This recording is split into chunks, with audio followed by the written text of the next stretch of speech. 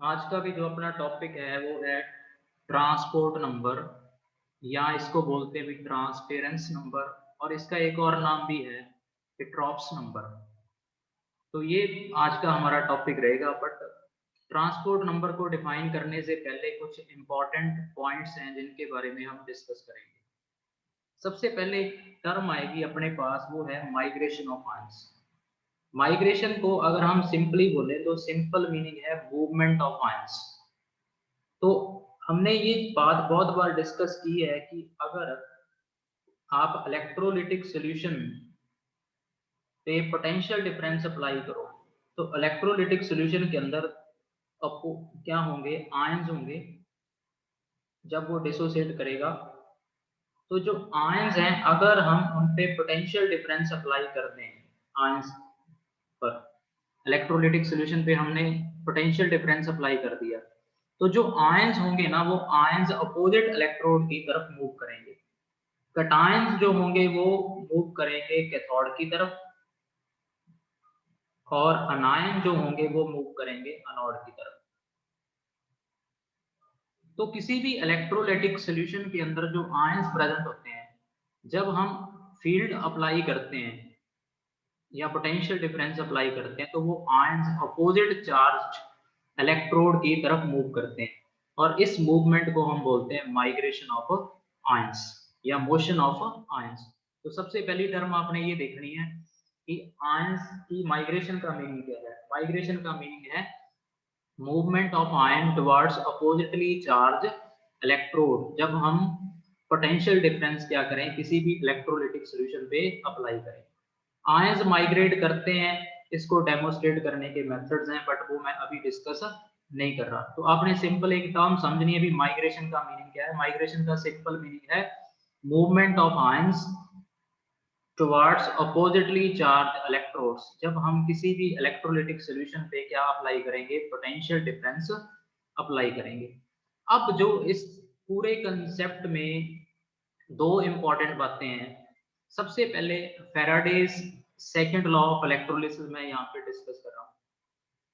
उसके अकॉर्डिंग क्या था भी, अगर आपके पास डिफरेंट इलेक्ट्रोलाइट्स के सॉल्यूशंस हों, ठीक है, हम उनके थ्रू क्या करें, same quantity of electricity pass करें। सेम क्वांटिटी ऑफ इलेक्ट्रिसिटी का मतलब आप उनमें से जो चार्ज पास कर रहे हो वो सेम अमाउंट का पास कर रहे हो, ठीक है। सेम टाइम के लिए सेम आप क्या करो, उसमें से इलेक्ट्रिसिटी पास करो, तो जो चार्ज दोनों सॉल्यूशंस में से फ्लो कर रहा है वो आपके पास इलेक्ट दो सॉल्यूशंस हैं तो दोनों में से चार्ज की जो फ्लो हो रहा है वो सेम अमाउंट का हो रहा है। तो अगर सेम क्वांटिटी ऑफ चार्ज पास करे दो डिफरेंट सॉल्यूशंस के थ्रू, तो जो आयंस लिबरेट होंगे, लिबरेट होने का मतलब यहाँ पे आयंस का अपोजिट इलेक्ट्रोड्स के पास जाके डिपॉजिट होना। मींस क्या है इसका, जैसे कोई कटायन है तो कटायन जाके कैथोड पे लिबरेट हो जाएगा, या आप सिंपल लैंग्वेज में ये कह सकते हो कि वहां पे जाके ये न्यूट्रलाइज होके डिपॉजिट हो जाएगा। तो फ्राडेस सेकेंड लॉ की जो स्टेटमेंट थी वो ये थी कि जब हम डिफरेंट सॉल्यूशंस हों आपके पास इलेक्ट्रोलाइट्स में, उनके through same amount of electricity आप पास करो, तो जो आयंस लिबरेटेड होते हैं अपोजिट इलेक्ट्रोड्स पे वो इक्विवेलेंट अमाउंट में होते हैं। अब इस चीज का सबसे इंपॉर्टेंट पॉइंट क्या है इस पूरे कंसेप्ट का, कि अमाउंट तो बराबर डिपॉजिट होती है, उनकी इक्विवेलेंट अमाउंट में डिपॉजिट होते हैं। मतलब कहने का क्या है भी, जितने कटायन जाके कैथोड पे डिपॉजिट होंगे उतने ही अनायन एनोड पे जाके डिपॉजिट होंगे। इसको अब आगे हम देखेंगे भी कैसे होगा ये। बट इक्वल अमाउंट में डिपॉजिट तो हो जाएंगे, बट कटायन और अनायन की जरूरी नहीं है भी स्पीड सेम हो। कटायन और अनायन की स्पीड क्या हो सकती है, डिफरेंट हो सकती है। और इसको ऑब्जर्व किया अपने एक्सपेरिमेंट के थ्रू किसने, हिट्रॉप्स ने। और हिट्रॉप की जो इंपॉर्टेंट ऑब्जर्वेशन थी वो ये ऑब्जर्वेशन थी कि जब भी आयंस मूव करते हैं तो मोशन के टाइम जिस तरफ से वो मूव कर रहे हैं उस तरफ कंसंट्रेशन का क्या आएगा, फॉल आएगा। जैसे जो नेगेटिव आयंस हैं वो कैथोड से मूव कर रहे हैं एनोड की तरफ, तो कैथोड वाली तरफ कंसंट्रेशन में कमी आएगी। तो वो कमी किसके डायरेक्टली प्रोपोर्शनल होगी, वो कमी डायरेक्टली प्रोपोर्शनल होगी स्पीड ऑफ अनायन के, क्योंकि अनायन कटायन कैथोड से एनोड की तरफ क्या कर रहा है, मूव कर रहा है। इस पॉइंट को अब हम डिस्कस करेंगे, ये सबसे मेन इंपॉर्टेंट पॉइंट है इस टॉपिक का, कि जब आयंस क्या होते हैं अपोजिट इलेक्ट्रोड्स पे लिबरेट होते हैं तो वो इक्विवेलेंट अमाउंट में तो होते हैं, बराबर अमाउंट में तो होते हैं, बट उनकी स्पीड डिफरेंट हो सकती है। तो उस केस को अब हम डिस्कस करेंगे। तो जो हिट्रॉफ की ऑब्जर्वेशन है उसको समझने के लिए अब हम यहाँ पे डिस्कस करेंगे उसका थ्योरेटिकल डिवाइस। ये आपने ध्यान से समझ लेना है, अगर आपको ये पॉइंट क्लियर हो गया तो आपको ये पूरा कंसेप्ट पता चल जाएगा। अब हिट्रॉफ के थ्योरेटिकल डिवाइस में क्या था, उसने इन जो बातें कही हैं, we fall in concentration around any electrode is directly proportional to speed of ion moving away from it. उस चीज को अब हम यहाँ से देखेंगे भी कैसे ये रिजल्ट उसने कंक्लूड किया। तो सबसे पहले क्या है भी आपके पास दो अपोजिट इलेक्ट्रोड्स हैं, एक है आपके पास एनोड जो पॉजिटिवली चार्ज है और दूसरी तरफ कैथोड है जो नेगेटिवली चार्ज है। इसके बीच इलेक्ट्रोलाइट का क्या फिल है, सोल्यूशन फिल है, और हमने उस सॉल्यूशन के तीन कंपार्टमेंट बना लिए। पहला कंपार्टमेंट आपको नजर आ रहा है जो एनोड की तरफ है, वो एनोडिक कंपार्टमेंट है। उसके बाद एक सेंट्रल कंपार्टमेंट है और इस तरफ आपके पास कैथोडिक कंपार्टमेंट है। कंपार्टमेंट मींस हमने इसके हिस्से बना दिए। अब कैथोडिक कंपार्टमेंट में आप इनिशियली देखो यहाँ पे चार आयन पेयर हैं। आयन पेयर मतलब पॉजिटिव और नेगेटिव चार्ज। पॉजिटिव और नेगेटिव चार्ज मिला के एक मॉलिक्यूल बन जाएगा इलेक्ट्रोलाइट का, वन मॉलिक्यूल ऑफ इलेक्ट्रोलाइट। जैसे NaCl है तो NaCl का एक Na पॉजिटिव और एक Cl नेगेटिव मिलके NaCl का एक मॉलिक्यूल बन जाएगा। तो कैथोडिक कंपार्टमेंट में हमारे पास चार हैं, एनोडिक कंपार्टमेंट में भी चार आयन पेयर हैं और सेंट्रल में पांच हैं। तो टोटल मिला के हमारे पास 13 आयन पेयर हैं इस थ्योरेटिकल डिवाइस में। ठीक है, सबसे पहला केस देखो कि हम ये मान लेते हैं अभी कटायन मूव नहीं कर रहे। जब हमने फील्ड अप्लाई किया तो आयंस ने मूव करना है। कैसे मूव करना है, पॉजिटिव चार्ज ने नेगेटिव की तरफ जाना है, कैथोड की तरफ जाना है, और नेगेटिव ने पॉजिटिव की तरफ जाना है। हमने पहले केस में अज्यूम कर लिया कि सिर्फ अनायन ही मूव कर रहे हैं, सिर्फ अनायन मूव कर रहे हैं, कटायन मूव नहीं कर रहे। तो कटायन की स्पीड तो जीरो होगी, अनायन मूव कर रहे हैं तो अनायन की स्पीड है, तो दोनों की स्पीड डिफरेंट है। अब हम चेक करेंगे कि कितने आयंस अपोजिट इलेक्ट्रोड्स पे क्या होते हैं, लिबरेट होते हैं या न्यूट्रलाइज होते हैं। देखो अगर अनायन मूव करेगा तो अनायन ने नेगेटिव चार्ज है अनायन पे, तो वो नेगेटिव एंड से किस तरफ जाएगा, पॉजिटिव एंड की तरफ जाएगा।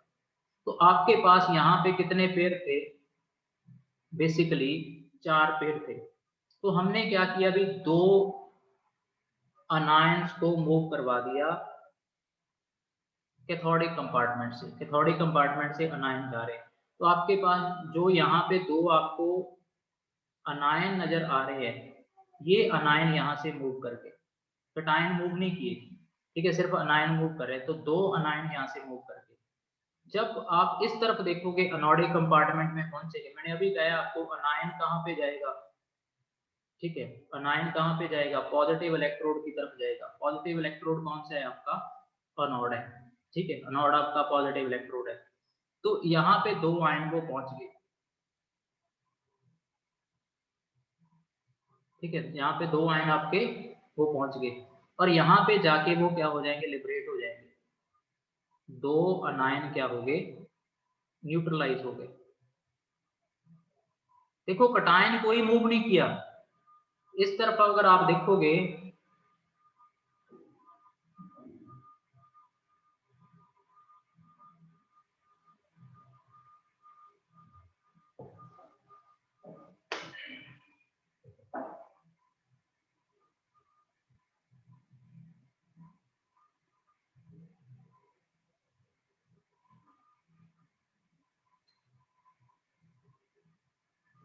तो अनायन मूव कर रहा है, कटायन कोई भी मूव नहीं किया। इस तरफ आपके पास चार ही पेयर्स आपको नजर आएंगे, ठीक है, चार के चार पेयर ही नजर आ रहे हैं।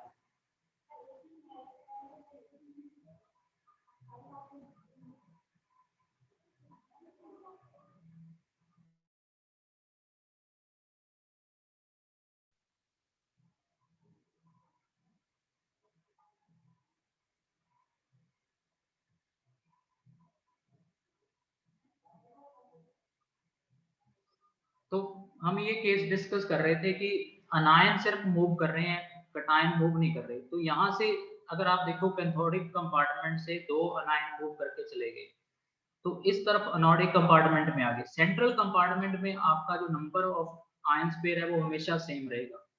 तो कटायन कोई मूव नहीं किया, तो इस तरफ 4 के 4 पेयर ऐसे ही बने रहे, अनायन सिर्फ 2 मूव करके।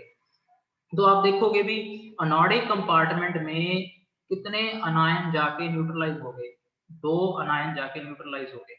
अब सेम आप यहाँ पे देखो कैथोडिक कंपार्टमेंट में 2 ही कटायन यहाँ पे क्या हो जाएंगे, न्यूट्रलाइज हो जाएंगे या लिबरेट हो जाएंगे।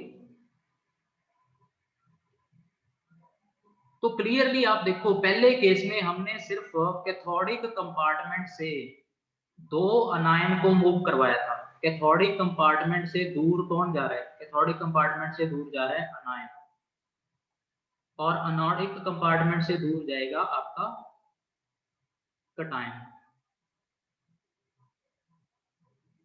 तो अब आप इस पहले केस को समझो, अनायन मूव कर रहे हैं सिर्फ, कटायन मूव नहीं कर रहे।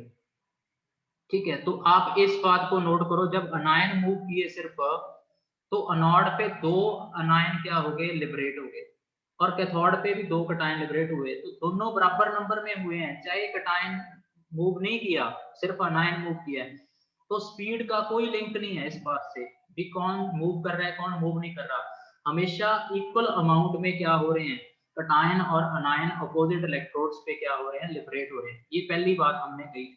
दूसरी बात, अब आप देखो जब आपका अनायन मूव कर रहा है तो ये 2 आयन आपके क्या हो गए, न्यूट्रलाइज हो गए। यहाँ पे कितने आयन पेयर बचे हैं आपके पास, सिर्फ 2 ही आयन पेयर बचे हैं। पहले कितने थे आपके पास, 4 थे। तो यहाँ पे फॉल इन कंसंट्रेशन हो गया, कंसंट्रेशन कम होगी। कौन से कंपार्टमेंट में कम होगी, कैथोडिक कंपार्टमेंट में। अनोडिक कंपार्टमेंट में देखो 4 थे, 4 के 4 ही पेयर पड़े हैं आपके पास, कोई कंसंट्रेशन में कमी नहीं आई। क्यों नहीं कमी आई, क्योंकि कटायन मूव ही नहीं किया। कैथोडिक कंपार्टमेंट में क्यों कंसंट्रेशन में कमी आई है, क्योंकि यहाँ से अनायन मूव कर गया। तो दूसरी बात हमने जो कही है कि fall in concentration around any electrode, किसी भी इलेक्ट्रोड पे जो कंसंट्रेशन का फॉल होगा वो किसके डायरेक्टली प्रोपोर्शनल होगा, speed of ion moving away from it, electrode से दूर जाने वाले आयन की स्पीड के डायरेक्टली प्रोपोर्शनल होगा। तो आप नोट करो कैथोडिक कंपार्टमेंट में कंसंट्रेशन में कमी आ रही है, कितनी कमी आ रही है, 2 मॉलिक्यूल की। तो वो किसके डायरेक्टली प्रोपोर्शनल होगा, कैथोड से दूर जाने वाले अनायन की स्पीड के बराबर, डायरेक्टली प्रोपोर्शनल। तो कैथोड से कौन दूर जा रहा है, नेगेटिव चार्ज है कैथोड, कैथोड से दूर जाने वाला कौन होता है, अनायन। तो कैथोडिक कंपार्टमेंट में कंसंट्रेशन का फॉल किसके डायरेक्टली प्रोपोर्शनल होगा, स्पीड ऑफ द अनायन। तो 2 बातें आपने पहले केस से देख ली, क्या क्या, चाहे कटायन मूव नहीं कर रहा, अनायन मूव कर रहा है, एक की मोशन हो रही है, बट दोनों तरफ जो आयन डिस्चार्ज हो रहे हैं वो इक्वल नंबर में हो रहे हैं। First point. दूसरा पॉइंट, जब आपने देखा कि जो कंसंट्रेशन का फॉल है वो कैथोडिक कंपार्टमेंट में आया है, अनोडिक कंपार्टमेंट में कोई फॉल नहीं आया। तो जो किसी भी इलेक्ट्रोड पे कंसंट्रेशन में फॉल आता है वो किसके डायरेक्टली प्रोपोर्शनल होता है, speed of ion moving away from it. ये दूसरी ऑब्जर्वेशन है, यही हिट्रॉफ ने क्या किया था, यहाँ से कंक्लूड किया था। ये हमने पहला केस डिस्कस किया। अब केस नंबर 2 देखो आप, जब कटायन और अनायन दोनों मूव करें और दोनों की स्पीड बराबर हो, तो लेट हम ये मान लेते हैं कि कैथोडिक कंपार्टमेंट से 2 अनायन चले गए और अनोडिक कंपार्टमेंट से 2 कटायन चले गए। तो आप नोट करो आपके पास पहले केस में कितने आयन है, टोटल 4 आयन है। तो इनमें से ये 2 वाले कटायन मूव करके और इस तरफ आ गए। तो अब आप देखो भी कैथोडिक कंपार्टमेंट में 4 तो आपके पास पहले थे, 2 और आ गए, तो टोटल कितने हो गए, 6 हो गए। और 2 ही अनायन आपके कैथोडिक कंपार्टमेंट में से 4 थे, यहाँ पे 2 चल के यहाँ से कैथोड से चल के अनोड की तरफ चले गए। तो अनोड पे कितने आयन थे, अनायन थे आपके 4 थे, 4 से बढ़ के यहाँ पे कितने हो गए, 6 हो गए। आप नोट करो सेकंड केस में हम क्या कह रहे हैं कि कटायन और अनायन बराबर स्पीड पे मूव कर रहे हैं। अनोड से 2 कटायन चल रहे हैं और कैथोड से 2 अनायन चल रहे हैं। तो इससे आपको क्या डिफरेंस नजर आ रहा है, अभी आप ध्यान से देखो। यहाँ पे आप देखो भी 2 कटायन मूव करके थे, तो यहाँ पे आयन पेयर बचेंगे कितने, सिर्फ 2 ही बचेंगे। तो कितने अनायन यहाँ पे लिबरेट हो जाएंगे, देखो यहाँ पे 4 अनायन लिबरेट हो जाएंगे। और इस तरफ आपको पता है अभी 2 कटायन आगे थे, तो टोटल कटायन का नंबर हो गया था 4, 2 अनायन यहाँ से चले गए थे, तो यहाँ पे टोटल कटायन हो गए 6, 6 में से 4 क्या हो गए, कटायन लिबरेट हो गए। और आपके पास यहाँ पे 2 आयन पेयर बच गए, यहाँ पे भी 2 आयन पेयर बच गए। तो जब दोनों बराबर स्पीड पे मूव कर रहे हैं कटायन और अनायन, तब देखो दोनों तरफ कितने कितने कटायन और अनायन लिबरेट हुए हैं। इस तरफ 4 कटायन लिबरेट हुए हैं, इस तरफ 4 अनायन बराबर अमाउंट में हुए हैं। इस तरफ कंसंट्रेशन का कितना फॉल आया है, पहले कितने पेड़ थे 4, अब कितने बच गए 2। इस तरफ भी कितने बच गए 2 बच गए। तो दोनों में जो फॉल इन कंसंट्रेशन आया है वो क्या है, डायरेक्टली प्रोपोर्शनल है किसके, स्पीड के, जो आयन इस गिवन इलेक्ट्रोड से क्या जा रहा है, दूर जा रहा है।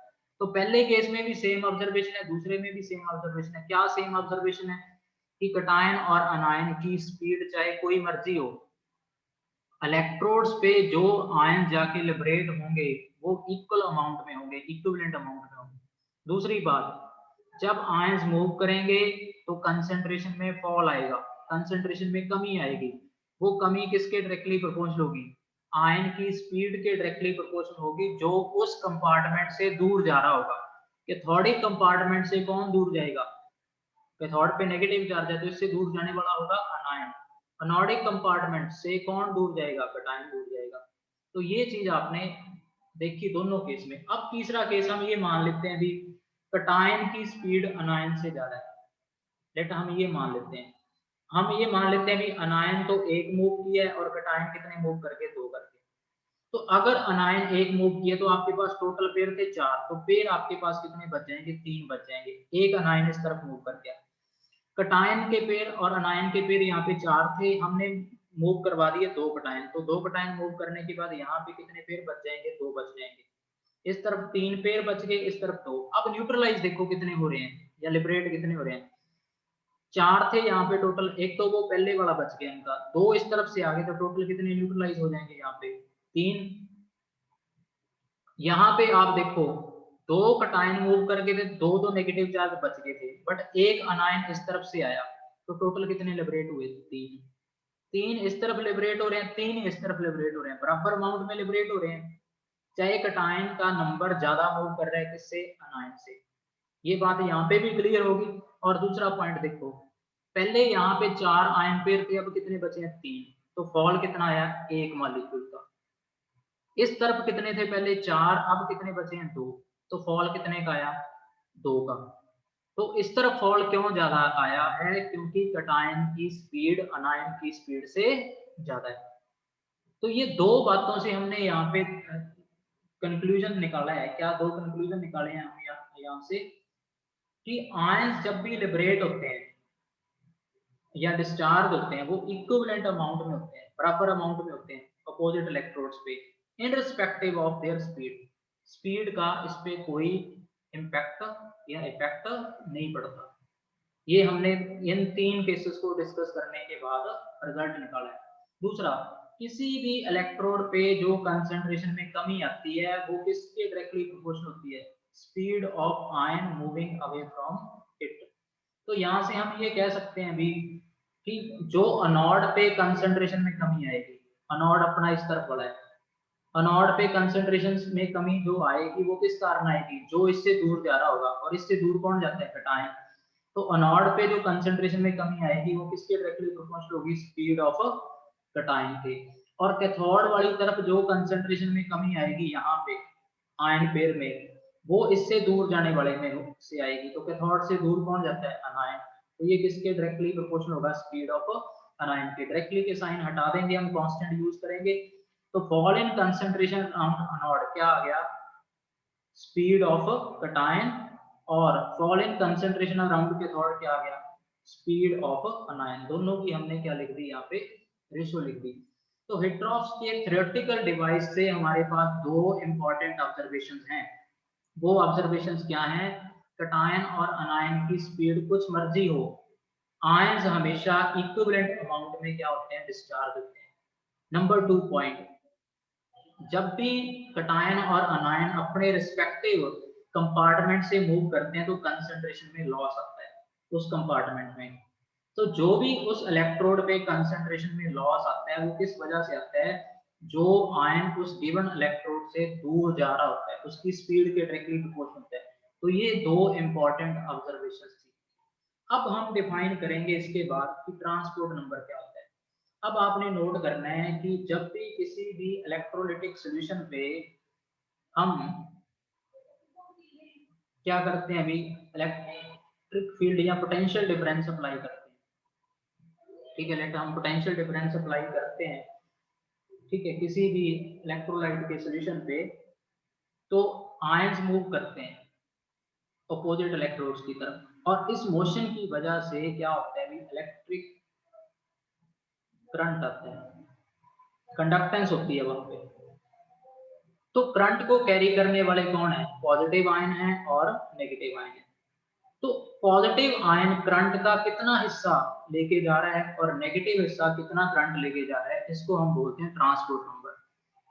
Fraction of current carried by an ion, that is known as transport number. Total current का कितना फ्रैक्शन कोई भी आयन कैरी कर रहा है, उस फ्रैक्शन को हम क्या बोलते हैं, ट्रांसपोर्ट नंबर बोलते हैं। अब आपने एक बात नोट करनी है कि जो कंडक्टेंस होगी या करंट जो कैरी होगा वो डायरेक्टली प्रोपोर्शनल होगा किसके, स्पीड ऑफ आयन के। ये चीज हमने पीछे बहुत बार डिस्कस कर दी।